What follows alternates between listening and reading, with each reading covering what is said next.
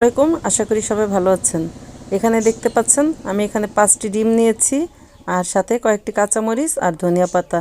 আমি সেটাকে ভালোভাবে ব্লেন্ড করে নিয়েছি। আর এখানে কিছুটা টমেটো কিউব করে কেটে ব্লেন্ড করে নিয়েছি। আর আমি যে ডিমগুলো ব্লেন্ড করে নিয়েছিলাম সেটা একটু ফ্রাই প্যানে হালকা করে একটু তেল ব্রাশ করে নিয়েছি আর সেখানে ঢেলে দিয়েছি ডিমের মিশ্রণটি।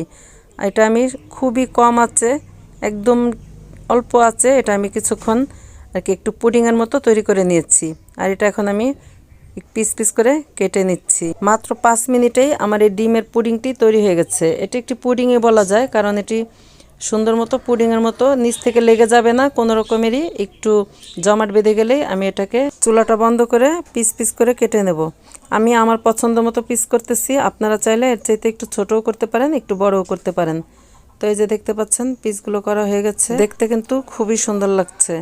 তো এখন আমি এই যে কড়াইতে দিয়ে দিয়েছি কিছুটা সরিষার তেল। আর সরিষার তেল দেওয়ার পরে আমি দিয়ে দেব কিছুটা পেঁয়াজ কুচি। তো এই যে পেঁয়াজ কুচিটা দিয়ে কিছু সময় আমি এটাকে তেলের মধ্যে একটু হালকা করে ব্রাউন কালার করে ভেজে নিচ্ছি।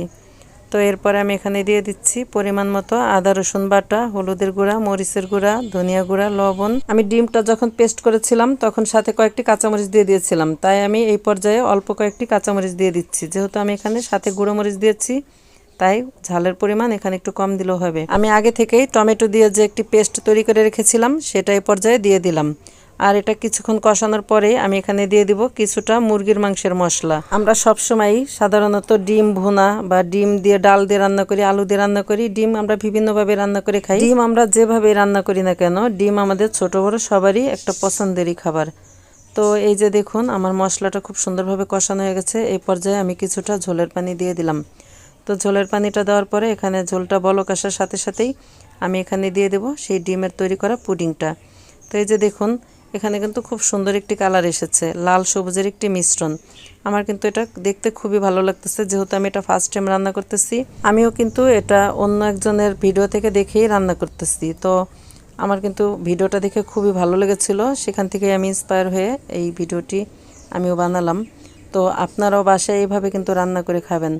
আমরা এটা রান্না করে আমার মেয়ে দেখে খুবই খুশি হয়েছে। আমার ছেলেকে দেখালাম, তো ও বলতেছে আম্মু একটু ব্যতিক্রমভাবে রান্না করছো, দেখে কিন্তু খুবই লোভনীয় লাগতেছে। তো এই যে দেখুন আমরা এখন খাচ্ছি।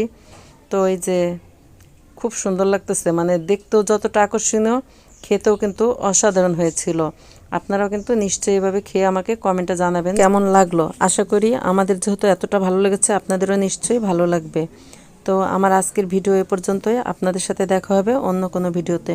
ততদিন ভালো থাকবেন, সুস্থ থাকবেন। আল্লাহ হাফেজ।